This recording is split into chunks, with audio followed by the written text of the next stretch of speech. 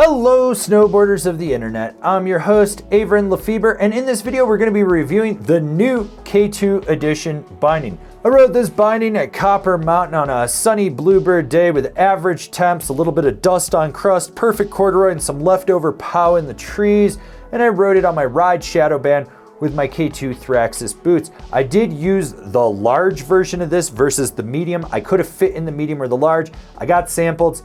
They needed to kind of lengthen the straps a little bit. That's why I went with the large, but realistically with a size 10 K2 boot, probably should have been in the medium.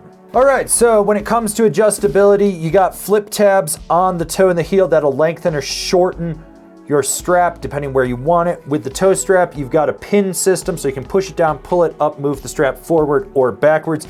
With the heel strap, you actually have to unscrew it, but there are two settings for this. So you can go a little bit higher, a little bit lower based on where your instep sits on the binding. The toe ramp is fully adjustable, so you can slide that forward or backwards. You can also rotate the high back if you need to. So if you're one of those guys that likes to make it plush with the heel edge, you got that. And then you have your forward lean adjustment on the high back. Pretty standard stuff at this point for adjustability. So the straps are overhauled this year, and what you actually get is a whole new toe strap that does have a little bit of a cover to it, but the cool thing is this will fit multiple boot shapes. You don't have to worry about it. It's big enough that it's just going to contour over it and lock in.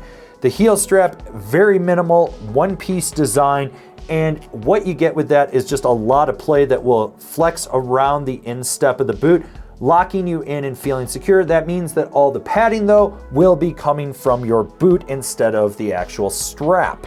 The ratchets work well, they climb well, they release well. That one finger quick tab is ideal. You never really have to worry about these. K2 knows what they're doing with ratchets. These things are solid, they stay locked. I never had them prematurely release. They just feel like they work. With the high back, there's not much to it. You get this foam pad at the bottom for a little added grip. You do have some holds on the outside of the high back just to give it a little more flex. When you're driving into it, you do feel that stiffness in there. At the end of the day, it's a high back. It does high back things. The forward lean block is really easy. Flip it up, slide it down, slide it up, lock it back in place. You can do it on the fly if you need to. It works well. With the binding flex, it's uniform because this is a unibody construction.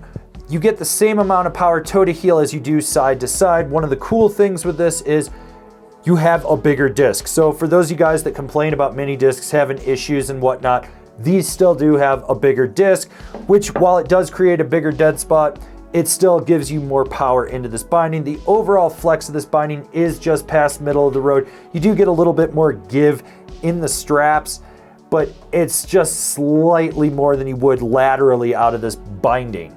The ride of this binding is smooth and consistent. While you don't have a lot of padding in the straps, you do underfoot, which gives a more damp ride. It absorbs chatter really well. You don't have to worry too much about foot fatigue. Overall, it's a binding you get on and you just forget that you've strapped into. Who's this binding for? The all-mountain guy that does a little bit of everything. I won't lie, this is one of the first bindings from K2 in a while I didn't feel the canting in, which was absolutely nice because I think they put too much canting in their bindings and it just makes me feel knock-kneed. With this one, I actually didn't feel it. It felt smooth and consistent. I like the bigger disc, even though it creates a bigger dead spot. It does give you a little bit more power. It also relieves some of the pressure on the inserts. So if you're one of those bigger guys that's pulling inserts, or you're breaking boards, or you're just over flexing and your bindings are getting loose because you have a mini disc, the straps are solid, the high back's solid, the ratchets work well. Like I said already, this is a binding you strap into and you forget that you're strapped into.